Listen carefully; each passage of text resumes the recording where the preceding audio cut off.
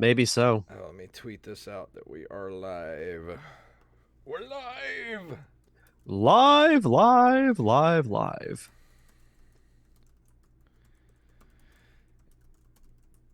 And a review. And Derek will be Let me pull up the chat real quick. reviewing Mario Tennis. I kept thinking kart for the N64. Or as Mario says in the intro, Mario Tinny. I've never played it before in my life, so I would not know. It's a me, Tinny. I'm about done with this heat, man. Dude, yesterday when I walked outside to even just go to my car to leave to the shooting location, I felt like I was going to suffocate. Yeah. It's bad. It feels like I'm being. It's so hot. I feel like I'm being disrespected when I walk outside. The blatant disrespect. Yeah. So before we start, to give you a heads up, there is a storm moving through here in about 15 minutes. So Okay. hopefully I don't lose power. Well, if you do, we'll just put up what we have. Or I'll do my best to try to finish a show solo. You should review Mario Tennis. Yeah. If the call goes out by that point. Let me pull up some YouTube videos real quick. But oh man. Yeah, I mean we can go ahead. But I think we'll be okay. We can go ahead and start. Everybody will start filing in a few minutes. Yeah. No, I'm all set. All right. Well, here we go. And whoop, I guess I need to go ahead and hit that then, so that we're actually recording. Here we go. In 3, 2, 1.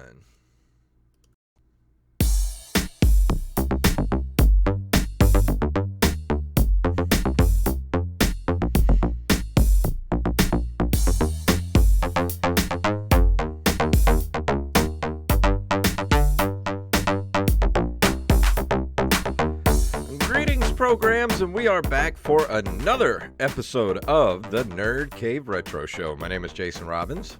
And my name is Derek Diamond. So it sounds like we both had an eventful weekend. How did the shoot go?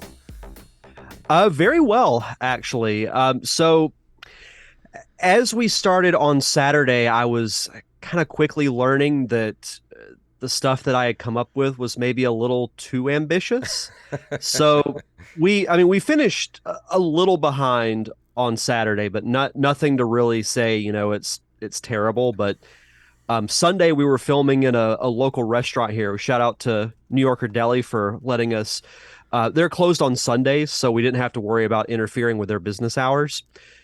And we actually started a little bit early, so I felt pretty good about it. But as we kept going, we kept falling pretty far behind. I know that. And we were feeling. So then when we were finishing at New Yorker, we were supposed to film 3 scenes there, then go back to the office building that we filmed on Saturday to get other content. Mm-hmm. After we filmed the second scene, I made the decision that we were going to push the other shoot back to another day just because we were running really late. Kevin Almodovar, who was our director of photography, he had just come off of a 5-day shoot, so he was pretty exhausted. So I didn't want to make him like work until like 9 o'clock at night. Yeah.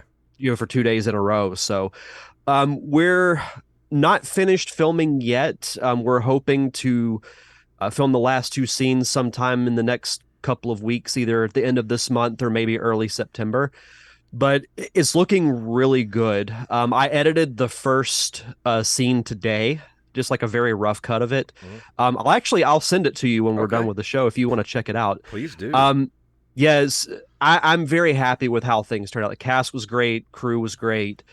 I have really no complaints about it. It was good to be back on a set, and I felt much more comfortable and confident in my abilities as a director than I did with the Parker Summer, because I had never done it before at that point. So with this, I kind of knew what I was getting into. I had done several rehearsals with the cast, so I felt like I got to know them a little bit. So I wasn't like just meeting them for the first time on set. So, Yeah. and having people, like Steve Wise and Kevin there is always good. I wish I could have been there to help, but of course I had this show.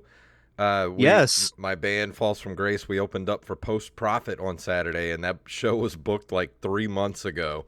So, and unfortunately, they both landed on the same weekend, so I was not able to be there for the filming of your short film. I'm so sorry.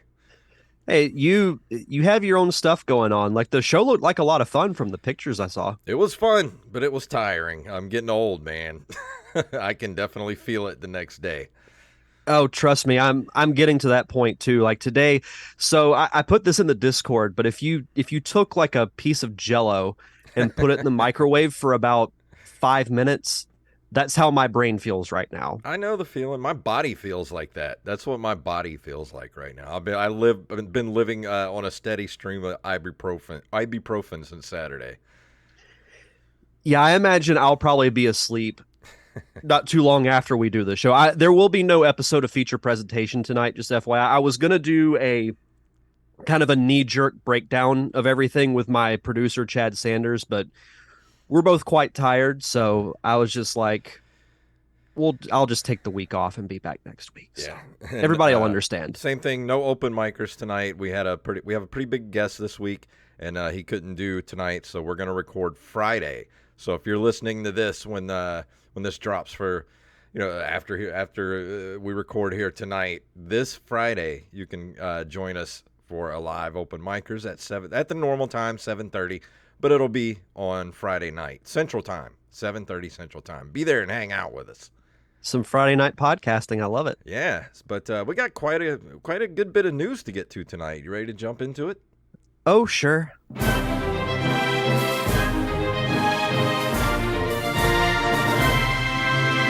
And today's stories were submitted to us by Mr. Carlos Longoria, aka I Am the Rampage, who was in the chat room. Rampage! Mr. Armez Jackson and Donner, Party of Five. If you have a story you'd like us to cover, please send them to nerdcaveretro@gmail.com. And this is an exciting story. A couple of the guys sent this at the same time. But earlier this week, this is from NintendoLife.com. Super Punch-Out. Yes, I want to continue blocking ads. Thank you. Super Punch-Out hidden two-player mode discovered 28 years later. There's been a historic discovery made within the 1994 Super Nintendo released Super Punch-Out. A Twitter account known as Unlisted Cheats has uncovered a hidden two-player mode in the game. To access it, on the game start screen, you'll have to hold the Y and R buttons on the second player's controller and then press Start or the A button on the first player's controller. You then select the boxer for player 2 and have the second player hold down the B and Y buttons on their controller until the match begins. It's a little convoluted, but still pretty cool that this was added in and we didn't find out about it till 30 years later. Clearly, they did not want anyone to play the two-player mode on this game. That is convoluted. It reminds me of, how we talked a while back about the hidden two-player mode in Duck Hunt, where player 2 can play as the duck. Mm-hmm. But I feel like when that story broke or we talked about it, I was reading on Twitter that several people were like, oh, yeah, we knew about that. It's not a widely known thing, but with this, I've seen nothing of anyone knowing about it beforehand. It's just crazy that, Nintendo was notorious for this kind of stuff where they put these hidden cheats in, going all the way back to the regular Nintendo and didn't say anything and just let people figure it out. And here we are 30 years later still finding this stuff. And it makes you think, like, how much other stuff is still hidden that no one has found yet. Makes me wonder what's going to come out in the future. Something else will. I don't know what it will be or what game it's from, but there'll be more stuff that comes out like this. How do you figure this stuff out? I don't know. I mean, just listen to this. At the start screen, hold the Y and R buttons, which are the bumper buttons at the top of the controller on the second player controller. Then press Start or the A button on the first player controller. Then you select the boxer for player 2 and have the second player hold down the B and Y button on their controller until the match begins. That is so, like, how would you ever figure that out? I want to know how much alcohol was consumed by the developers whenever they came up with this. I don't know. I mean, there's a lot of times they just put stuff like this in just for sheerly for the developers, for certain things they'd have to do, like little backdoor codes that they would do. But like this is just something that's like, why make this so convoluted to pull off? Because they're evil. Because like, look at Konami. I mean, they're the Konami code was basically for their developers to be able to get through the game quickly. So, but this I don't understand what this would be for. But I mean, it's cool that they put it in there and they had the foresight to put this in there. When they were developing the game, I just think it's cool. I do too. It's always fun to discover like these little hidden gems, decades after these games originally are released. And they're discovering so much of this stuff nowadays. It's like, I wonder what's going to be next. We'll have to see. Our next story comes to us also from NintendoLife.com. Game Boy fan DMake, I don't know if, yeah, DMake for Better Call Saul looks like the perfect adaptation. Fans of the Breaking Bad spinoff Better Call Saul are getting ready to say goodbye to the critically acclaimed series as it heads into its final episode next Monday, which I believe is I tonight. think so, yeah. But while many are beginning to contemplate what on earth they'll be doing with their lives after the finale ends, others are being a bit more productive with their time.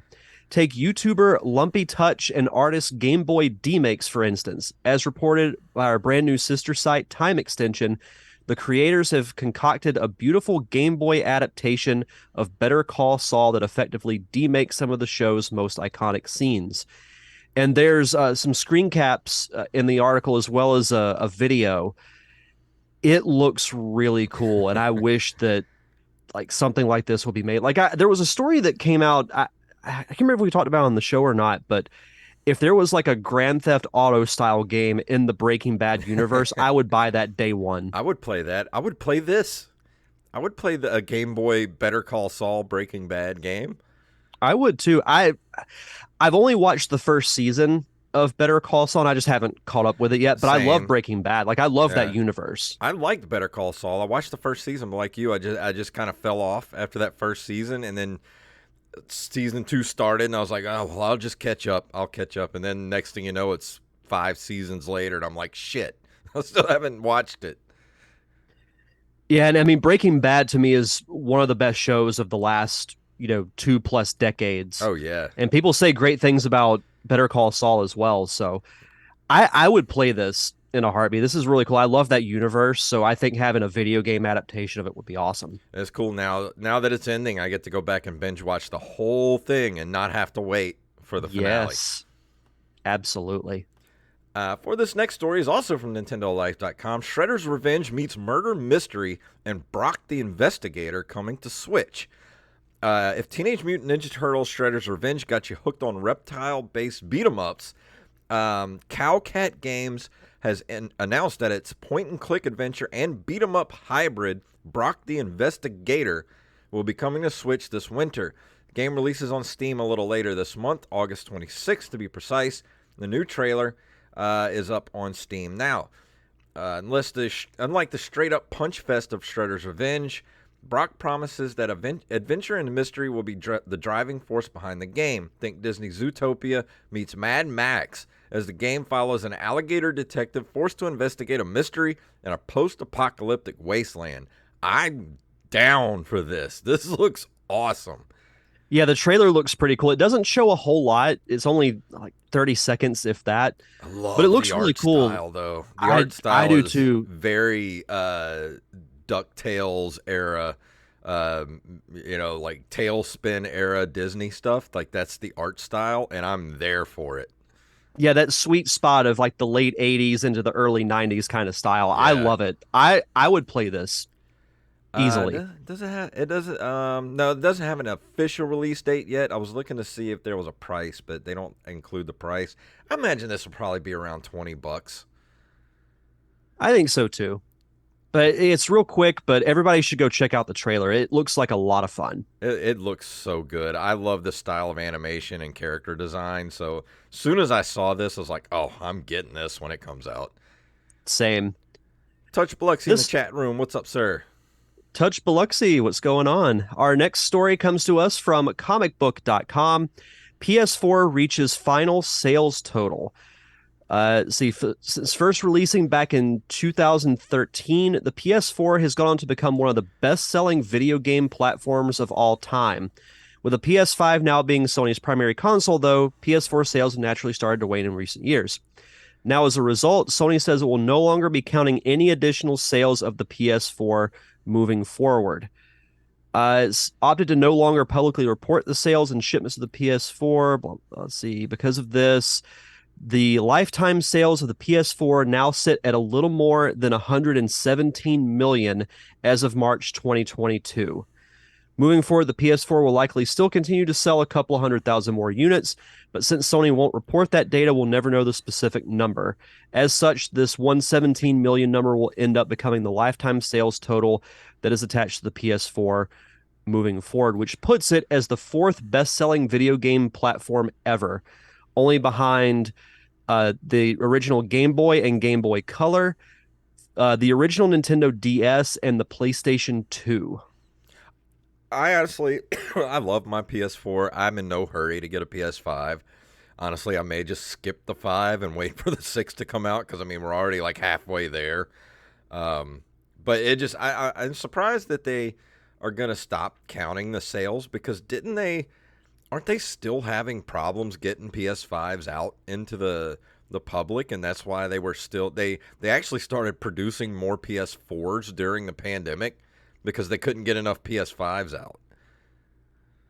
I I understand it, but still, if it continues to sell well, I mean, don't you want to add those to your Yeah, total? exactly. Like what if the PS4 surpassed like the Game Boy or the Game Boy Color?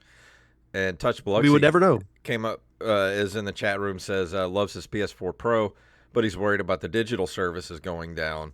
And yeah, that's a distinct possibility, but that's not going to be for a few more years, which is why I think it sucks that everything is digital now.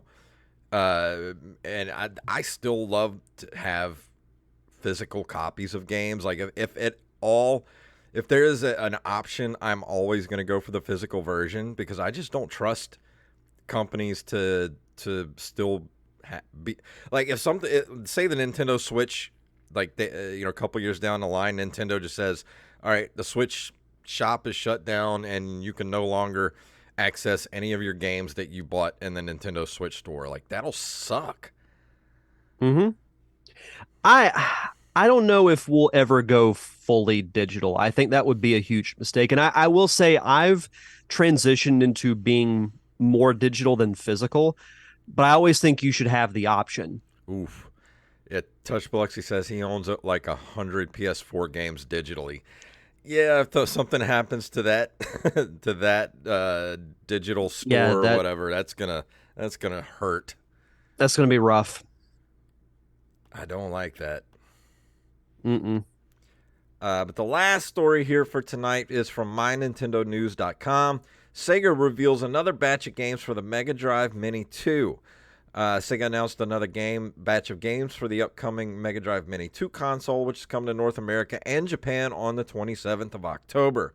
Let's see. Here we go. Cartridge titles: Game Ground, Phantasy Star 2, Populous, Sorcerian, Tugi-U, King Colossus, Viewpoint, and then Sega Mega CD titles: Echo the Dolphin CD, Robo Alesta, Romance of the Three Kingdoms, The Third, Shin Megami Tensei, and Tenkafubu Eliu Tachi no Huku.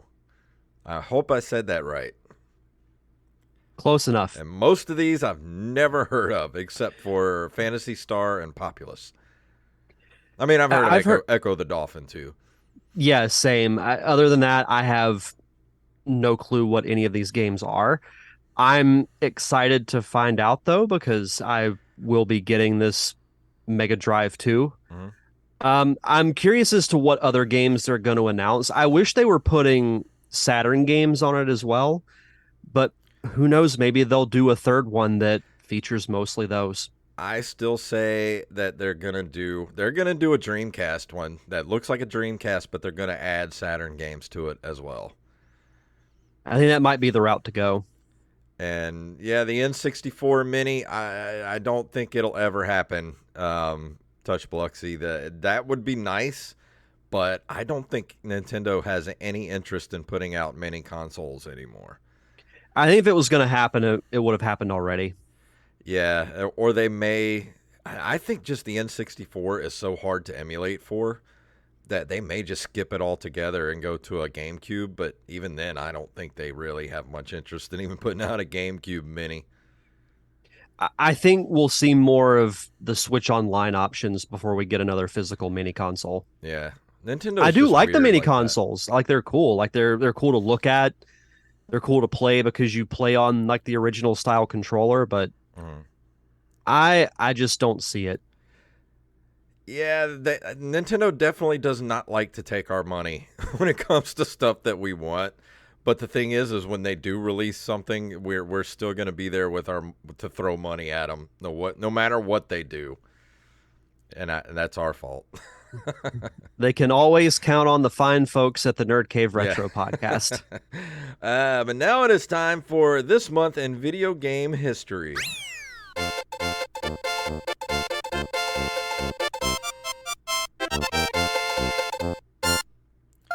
In August of 1982, Taito releases Parallax Scroller Jungle Hunt for arcades in North America. I don't think I ever played Jungle Hunt, although I do know what this game is because they did a big section on this in the video game years. Which, if you haven't seen that, it's on YouTube now. It's a very good documentary series, and I don't know, just it's one of those weird. It's kind of like Pitfall, but an arcade version. And I don't know. It's I just yeah. This era of gaming just doesn't really do much for me. Yeah, as a game I know of, I've never played it other than just like I know of its existence. I don't know that I would have any desire to, but I echo pretty much what you said. It's from that era that like I'm more of a late 80s into the 90s kind of gamer. Like that's what I grew up with. That's my speed. So I I don't know mean, if I'll ever be playing Jungle Hunt. it's just like any other Atari game where you look at the like look at this box art. You're like, man, that looks cool. I want to play this. And then you get home and the game is just nothing like the box art. Mm, Like a little one pixel dude swinging on vines back and forth. I can't stand that. Yeah, it'll get a 4K remake there, Touch Biloxi. Probably now Yeah. that we've said something, we've willed it into existence, so it's going to happen. August 6th of 1986, Nintendo releases Metroid by Makoto. I always get this name wrong. Kano in Japan, the first in the Metroid series. We were I having a mean, what? discussion about Metroid today with Nate, retro gaming dev, on Twitter this morning about Metroid. Yeah, I mean, what else? Can you really say about Metroid? It's, in my opinion, a very underutilized franchise by Nintendo. Some of the games are great, obviously, but there should be more. First game I ever played with that much atmosphere and just tension and just a sense of exploration like that. That even though that game is simple to look at and it's very of its time, but man, it's just something about that game. Just it just sends me right back. Yeah, I mean, it laid the foundation for great games like Super Metroid and Metroid Fusion for the Game Boy I Advance. mean, there's a whole genre of games named after it. Metroidvania, you know. Yeah, exactly. And I was saying on we had a little thread going on Twitter. So one of the first games I ever bought, I think it was the first game I ever bought for myself for the Nintendo in 1987 or 88, and I put my hard-earned money down on my money, My my Murney, got my hard-earned Murney on my money. mind. I put it on layaway at Kmart, and I think it was like $39. And I did a lot. I cut a lot of grass, mowed a lot of lawns, and did a lot of chores to get that game out of layaway. For those of you who are our younger listeners, just Google layaway Yeah, and that find does out that what that even is. exist anymore? Layaway. I know Walmart does it during the holidays, but I don't think it exists during like the normal months of the year. Yeah. Ask your grandparents, kids, what Yeah, layaway is. Yeah. Let's see, you're Uh, up next. August 6th of 1993, Square releases Secret of Mana for the Super Nintendo, the sequel to Final Fantasy Adventure. I forgot that this was the sequel to that game. I have a confession. I didn't know that this was a sequel to anything until the Mana Collection was released for the Switch, and I see Huh. Final Fantasy Adventure, and I'm like, why is a Final Fantasy game in the Secret of Mana Collection? And sure enough, a quick Google search, and I'm like, oh, I'm an idiot. I didn't know this. But no, I love Secret of Mana. It's one of the best RPGs for the Super Nintendo. I praise this game immensely. It's one that if I had the time, I would love to go back and play like once a year, every other year. So technically, you have loved a Final Fantasy game. So to close us out for this month in video game history, August 26th of 2002, I cannot believe this game is about to be 20 Oh, years old. Super Mario Sunshine is released for the GameCube in North America. this I remember hurts. I felt like I was in the minority that I was actually excited for this game because a lot of people unfairly compared it to Super Mario 64. Yeah, I think this might be I don't know if I want to say it's a better game, I'll but say to it. me it's just as good. Like I love the addition of the flood. I think it adds a cool dynamic. I like the tropical setting. It's a fun game. I still have What my else can I say about copy it? for the Mm-hmm. GameCube, and I went back and played it not too long ago on the GameCube, and this game still holds up like crazy. It's just one of those that whatever 3D platformer in the Mario universe followed Mario 64 was going to get unfairly compared to it. So they tried to do something different with adding the flood, you know, dynamic, but it worked. Yeah, It's a good game, it's a and I think it beautiful gets crapped on game. unfairly. It's a Yes. beautiful game, and it plays well, plays really well with that controller. And I'm still in love with the GameCube controller. I'll play anything on that controller. It's my favorite controller of all time. As I think someone who mine has too. small hands, it like fits perfectly. Like it just feels so natural when you hold it because like the way the trigger buttons are shaped. Mhm. It's just it's such a good controller. And yeah, the Touch Biloxi chat room says people were disappointed because it was technically not a perfect sequel to Super Mario 64, and that it doesn't continue the same themes, but it's a wonderful game in its own right. I mean, yeah, I look at, I feel a lot of people gave a lot of the GameCube games crap, especially, Mario Sunshine and especially Wind Waker, because they were kind of standalone in those franchises. Like Mario Sunshine took the 3D world that was established in Nintendo 64 and just made it better and added new elements to it, and it's a different Mario game. It's not your typical, it's kind of like the Super Mario Brothers 2 of the 3D Mario games. And then you have Wind Waker, which made everybody angry because everybody was expecting to have realistic graphics, but then it came out and it was kind of cutesy and cel shaded. And but here's the thing: Wind Waker has stood the test of time way better than Twilight Princess did, which had the more realistic graphics in it. So Nintendo knows what they're doing when it comes to creating games that kind of stand the test of time. I think the GameCube also gets an unfair rap because people of my age, and I'll even throw your age in there as well. By the time the early 2000s rolled around, the PS2 Mm-hmm. and the Xbox had just come out, so it was appealing to those who grew up with the Nintendo who were now older and looking for a more adult experience.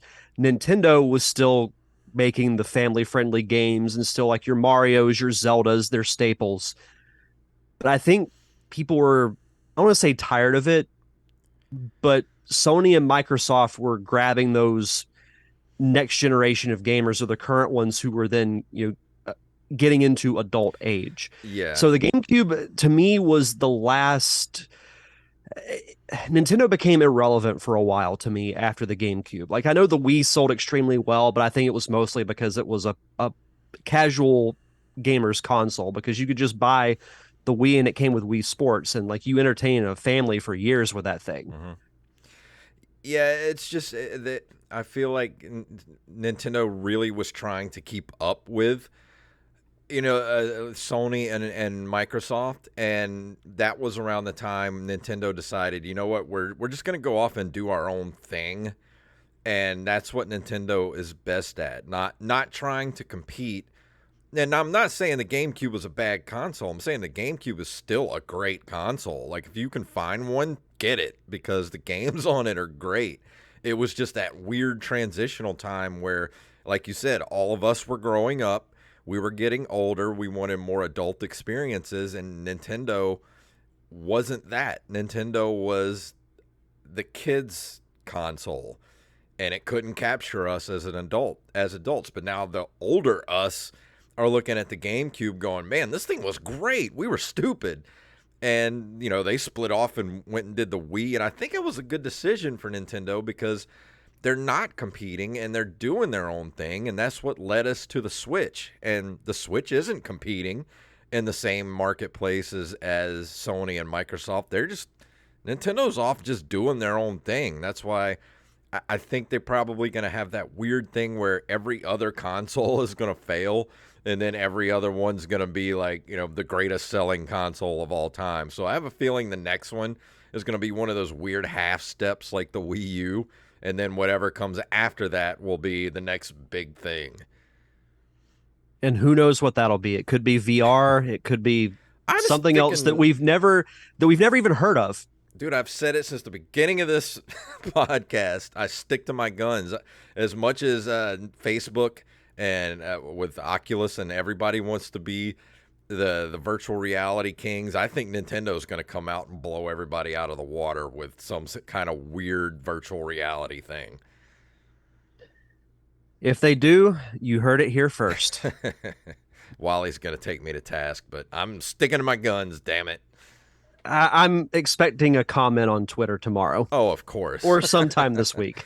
Before we go Shout out to Wally. Yeah, actually, speaking of Wally, I think we're going to record our first episode of the new Nerd Cave News Dump coming up this weekend. So keep an eye out on Patreon for that. If you want to get access to Patreon exclusive content, just head over to patreon.com/nerdcaveretro. And at any tier, you will be able to get that extra content. But before we go into the review for tonight, Derek, you want to give the Patreon shout-outs?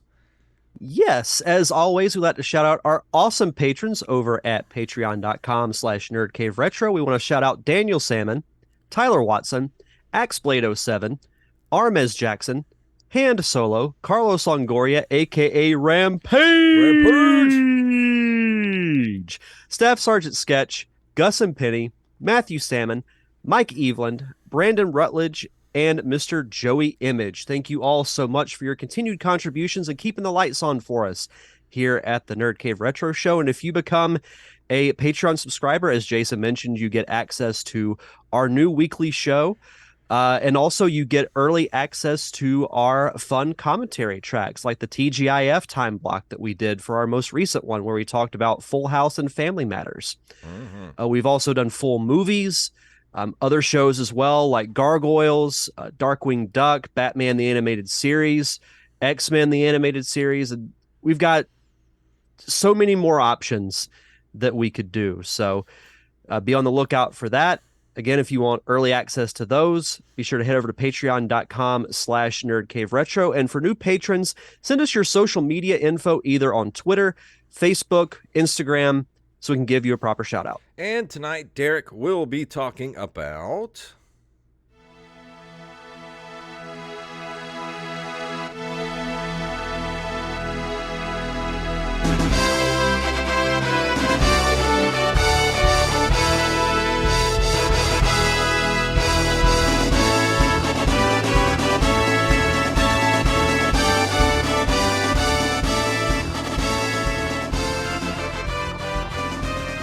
If that doesn't motivate you to play sports, well, it doesn't motivate me to play sports, but it's still a fun song.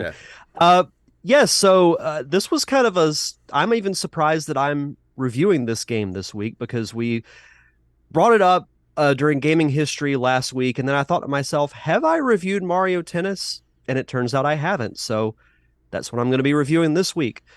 Mario Tennis is a sports video game developed by Camelot Software Planning and published by Nintendo for the Nintendo 64. It was released in Japan in July of 2000 and in North America August 28th of the same year. So about to turn the big 22 years old, which again is pretty wild to say because I remember the publicity for this game like it was yesterday. So I want to preface before I really get into the meat and potatoes of the game. I'm not a huge sports game fan. I didn't really play them growing up. I didn't really play a football game until like the Xbox 360, which was after this. And I knew of the Mario centric, spin-off titles like your Mario Karts, and since then there's been Mario Golf, Mario Strikers. But for some reason, I'm also not a tennis fan. I've never really watched it. I tried playing it once when I was in college, when I was actually in shape, and I was sucking wind about 30 seconds after I started playing it. So I'm like, maybe this isn't for me.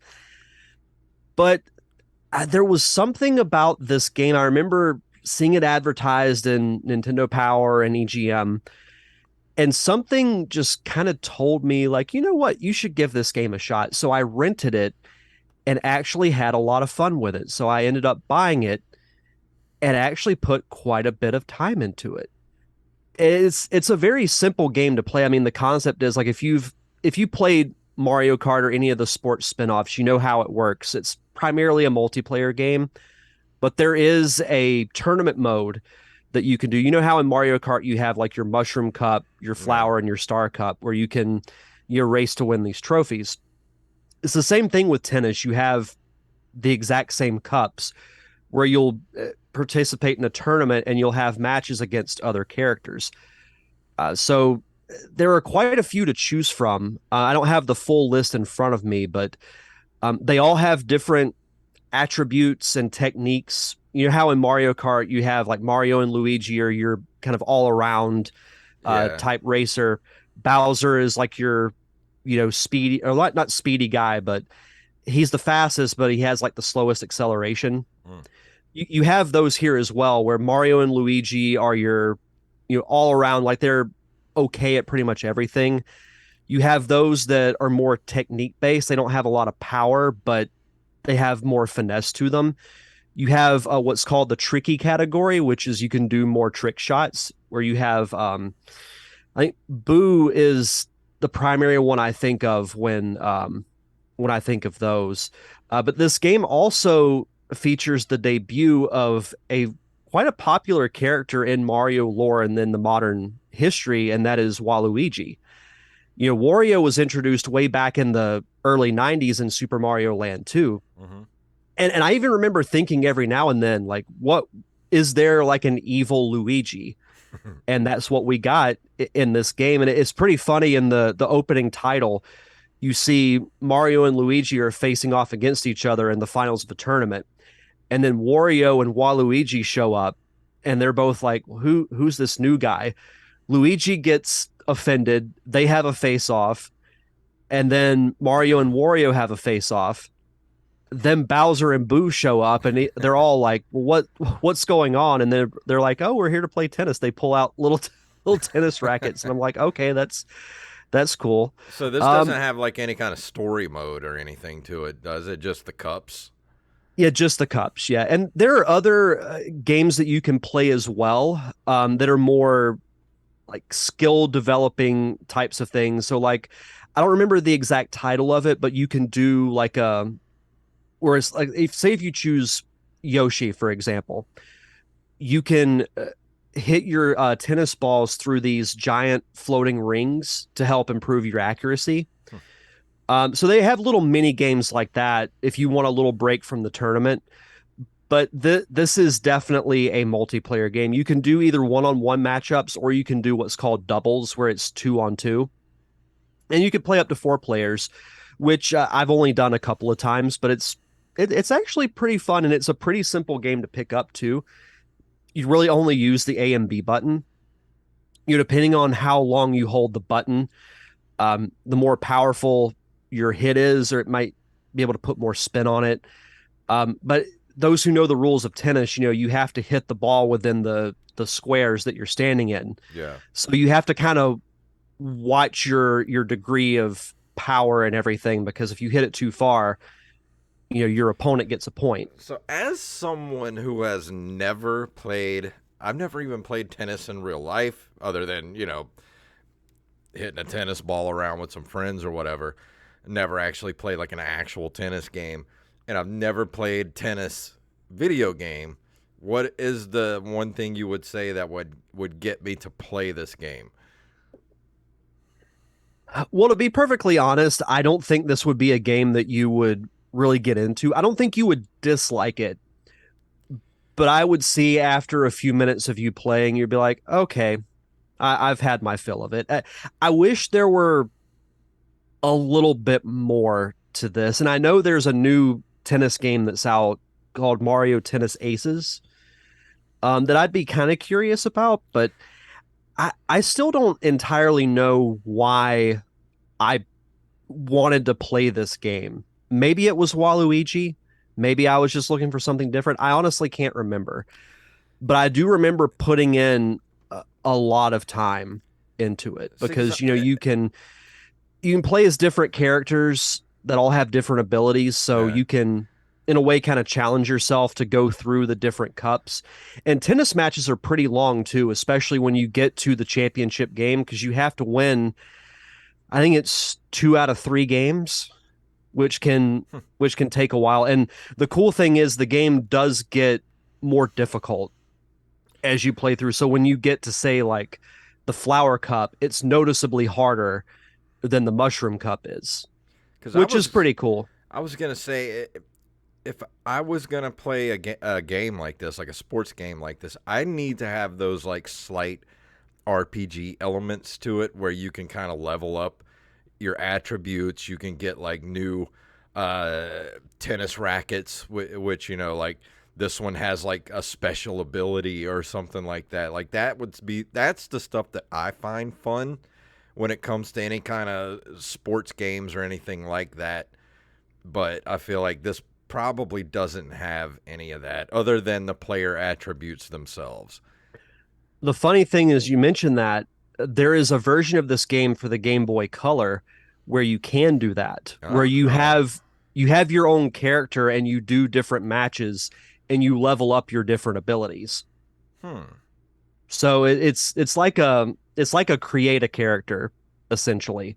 And the cool thing is you can actually use the transfer pack, and it's this little contraption that plugs into your Hmm. N64 controller, and you can port your character over to the N64 game, That's which is cool. really cool. And Touch Biloxi mentioned in the chat that he's been on the fence about this game. If you're on the fence about it, I would say give it a shot, because what's the worst that's going to happen? You just try it and you don't like it. Well, the But good if thing you're about if you're on the fence about it and you like the Mario sports games, then definitely give this one a shot. the good thing about these sports games like this is they're not terribly expensive to try out. Like I can't imagine that this is like you can talk. I'm gonna look up on eBay real quick just what an N64 cart would cost. Yeah, I'm very curious about that myself. But I think, with the different character selection, it offers a little bit of replayability. But I'm with you that I wish there was a story mode to this, and I'll do a separate review for the Game Boy version at some point. But I think I do prefer that one more so than the N64 version. And that's not knocking the N64 version at all, because I liked it back then. I've had the fortune of playing it pretty recently again, so I still enjoy it. And maybe it's the nostalgia speaking, but I personally enjoy Mario Tennis quite a bit, and that's coming from someone who has never played Mario Golf, has not played Mario Strikers, or really any other major sports games besides like Madden and NCAA. Because games like, I know there used to be a hockey series back in the day that people liked, but never played any of those. Haven't played. Well, I did play the a couple of the NASCAR games in the late '90s, so It looks like the buy it now prices hover around $25 for this game. that's about what I expected. Like 2025. Yeah, I mean there are some you can get that aren't in great condition. Like here's one for $3.47. It's not in the greatest condition, but good enough to play, I guess. I, I bought a physical copy a while back, and I want to say I paid like 15 to 20, but I've it's just been. I'm sure you deal with the same thing. Like I have physical games that I bought, a year plus ago Yeah. with the intent of reviewing them for the show, and then I get into something else and I just completely forget about it. The same thing with Mario Tennis. Like I had just assumed that I had reviewed it. So I was shocked that I never did. Yeah, and that's the thing. Like, even though this says $25, I mean, you may be able to walk into a retro game store and pick up a copy for less than that. Yeah. Yeah, that's true. And plus, these were The these were so a dime a dozen. These type of sports games because these are the most printed games of all time, or any kind of sports titles. That's why you can walk into any thrift store and pretty much find every sports title ever made for every console because it's just like there's just millions of them out there. the funny thing is, we looked in quite a few thrift stores because that's where we bought the wardrobe for all the characters for the feature. And I would look to see if I could find old games, but I still have yet to find any at all At the thrift in stores any now, thrift. if you want to find games, they're put under glass. Like they're no longer thrown around in the electronic stuff. They're like they know what they have now, and they're gonna charge top dollar for what they have. Well, there goes that idea. Yeah, you're gonna have to hit the flea markets these days or garage sales if you're gonna find any deals. Yeah, I think you're right. I think that's probably best. Another cool feature too in this game is that it has Waluigi who made his debut, like I had talked about, but it also features the return of Princess Daisy, who was the damsel in distress from the original Super Mario Land. Mm-hmm. So this was the first time she had appeared in a Mario game since then, and the reason why is because the doubles concept is pretty prevalent in this game. So obviously Mario and Luigi are going to be a team. Wario and Waluigi, Bowser and Boo, Yoshi and Birdo. Um, but then if you have Mario and Peach, who's Luigi going to team up with? Yeah. So they brought Daisy back. And a funny comment here is Camelot had asked Nintendo if the game could also feature girlfriends for Wario and Waluigi. Shigeru Miyamoto said he didn't ever want to see their girlfriends. But So he yeah, does have a sense of humor. I could see this definitely being a party style game for that console because I mean the N64 was a ready made party console with automatic be able to play four players on the console itself without any kind of peripherals. The crazy thing is, we remember when we had to have peripherals Yeah. to play more than two players on a console. Hmm. But as far as the reception of this game goes, it received really positive reviews, with critics saying that the accessibility and depth of the controls were very impressive. The game physics and amount of content have also been praised. The N64 version received universal acclaim according to the review aggregation website Metacritic. It was a runner-up for GameSpot's annual Best Nintendo 64 Game Award, losing to Perfect Dark. Its Game Boy Color version was nominated for the publication's 2001 Best Game Boy Color Award, which went to the Zelda Oracle games, Seasons and Ages. There's a couple of the reviews. Electronic Gaming Monthly gave it a 9 out of 10. Game Fan gave it a 97%. Hyper gave it a 91 out of 100. IGN gave it a 9 out of Wow. 10. And Maxim gave it a perfect 10, which I wouldn't go that far. I mean, the controls to me still hold up. we've said it before. I'm going to sound like a broken record. Playing with the N64 controller is pretty terrible. Going back and playing it now, but for what it is, I was gonna say it have to be like a game that's made for that single yep.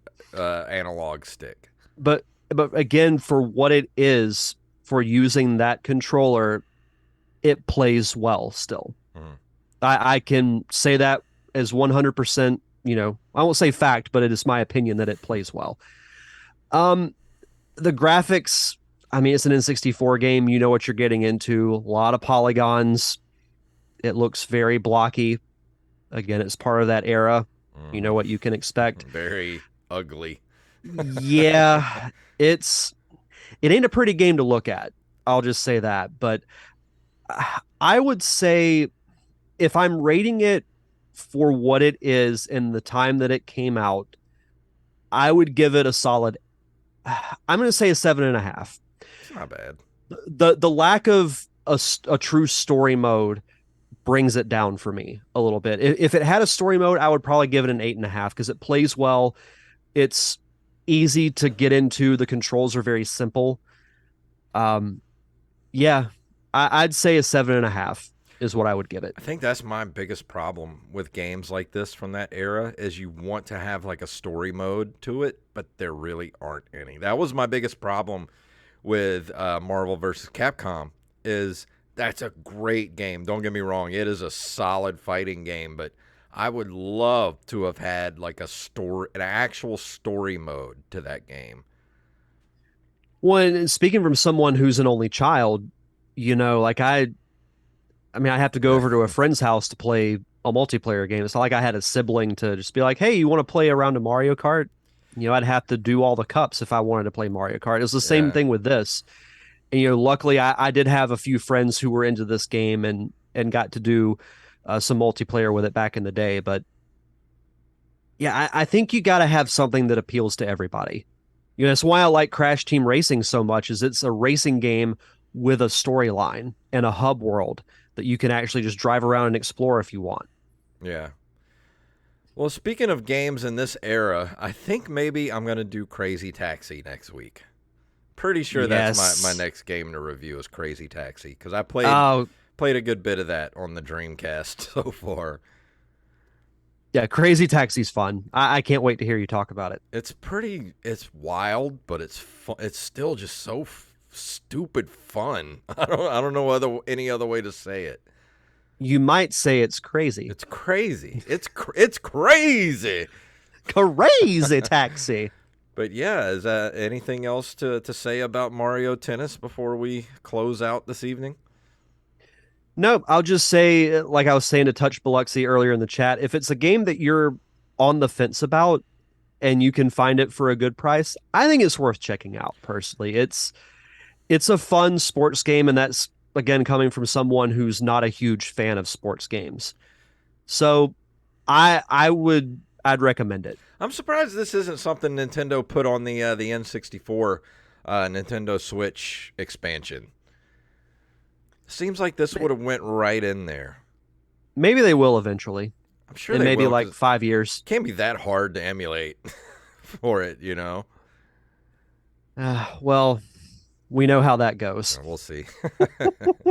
But yeah, that's going to bring us to the end of the episode, and so no feature presentation this evening. Sorry, everyone.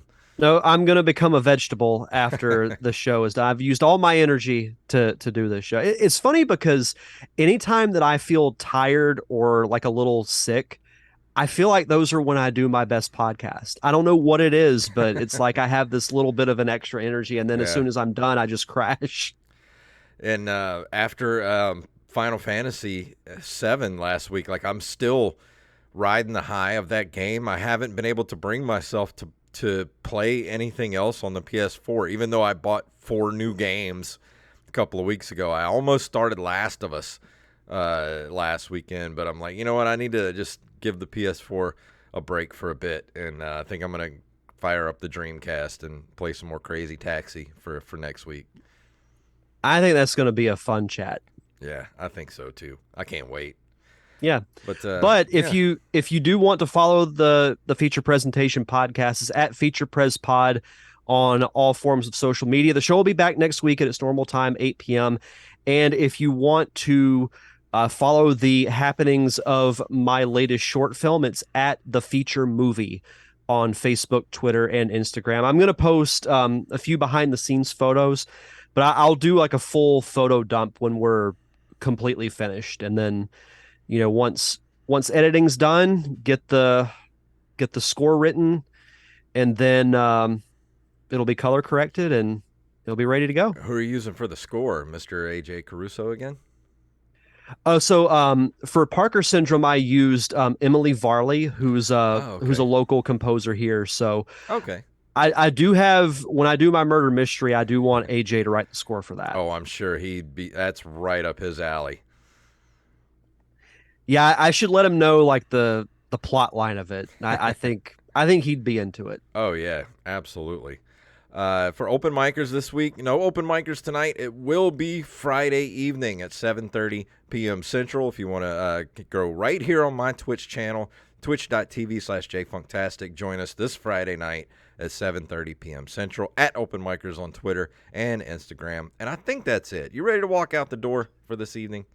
I think so. I'm Let's going to sleep. If you'd like to email us, you can email us at nerdcaveretro@gmail.com and go to nerdcaveretro.com. That now takes you straight to our link tree, which goes to our Twitter, Instagram, Facebook, and of course our merch shop, ncrmerch.com, where you can go get a t-shirt, mug, whatever you need. We got everything in that store. We got cups, we got wall hangings, we got everything at ncrmerch.com. Go get yourself a Planet Juice shirt and play some Final Fantasy VII.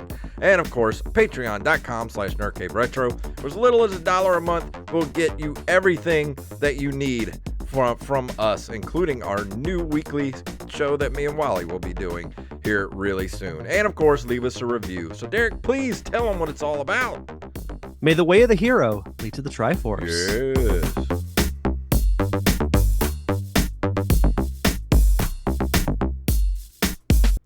Master Blaster runs Bartertown.